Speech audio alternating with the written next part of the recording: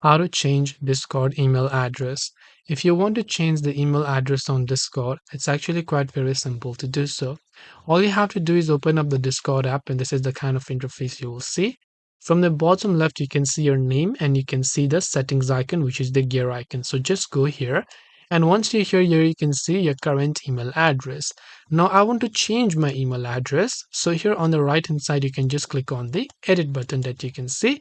It will ask you to first verify your current address. So click on send verification code and open up your inbox and verify the email address. Once you verify the current email address, then you can proceed with the process to enter the new email address, verify that new address, and once done, your email address will be changed on your Discord account.